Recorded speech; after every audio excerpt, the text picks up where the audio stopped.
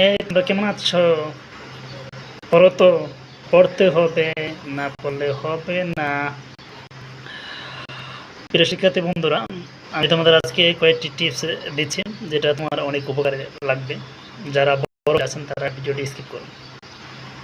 দেখুন, তুমি সারা জীবন সারা বছর পড়ো না, এদিকে আড্ডা, ওদিকে বন্ধুর সাথে ঘোরাঘুরি, ফাঁকিবাজি করছো। এবার একটা মাস তুমি সময় দাও, আমি তোমাকে চ্যালেঞ্জ দিচ্ছি, এই এক মাসে তুমি একটা ভালো একটা রেজাল্ট করতে পারবো। সেটা কিভাবে করবে চলো তাহলে ভিডিওতে একটু বসি, তারপর তোমাদের আমি একটু টিপসটা দিয়ে দিই। রাখি, মোবাইলটাই রাখলাম। হয়তো ভাবছো আমার কিছু না, এবার তুমি কীভাবে ভালো রেজাল্ট করবে তাই তো ভাবছো। সেই টিপসটাই আজকে তোমাদের আমি বলতে চলেছি। যারা বড় ভাইরা আছেন তারা ভিডিওটি স্কিপ করবেন। যারা যারা ছোটো আছো, যারা এসএসসি এইচএসসি বা সামনে অনার্স বা মাস্টার্স পরীক্ষা দেবে, তাদের জন্য এই ভিডিওটা মনে করি হেল্পফুল হবে। দেখো, সারা বছরটা তুমি কিন্তু অনেক আড্ডা দিয়েছো, ফাঁকিবাজ করেছো, পড়াশোনা করো নাই।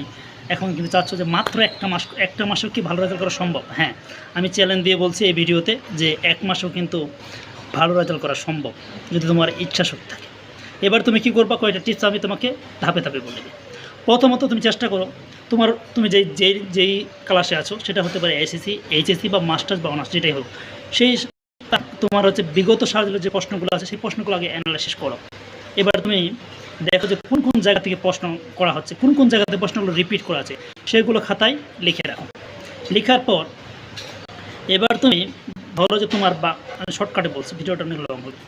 এবার তুমি প্রশ্নগুলো অ্যানালাইসিস করলাম, কী কী পড়তে হবে আর কী কী পড়তে হবে না, এটা তোমাকে জানতে হবে। এখন ধরো তোমার বইয়ে অনেকগুলো অধ্যায় আছে, এতগুলো অধ্যায় পড়তে গেলে তোমার মাথা তো এমনিতেই ডিতে আছে, তোমার হচ্ছে হাই টেম্পারে আছে। তুমি চেষ্টা করবা, যেহেতু তোমার অধ্যায় কয়েকটা আছে, এই অধ্যায়গুলো তুমি বেশ ধরো যে 10টা অধ্যায় আছে, এখন 10টা অধ্যায় থেকে তুমি জেনেই গেছো যে প্রশ্ন যেটা অ্যানালাইসিস করেছো, ধরো যে বাংলা সাবজেক্টটা তোমার 10টা অধ্যায় আছে, বা গদ্য পদ্য যেটাই বলো না, 10টা আছে।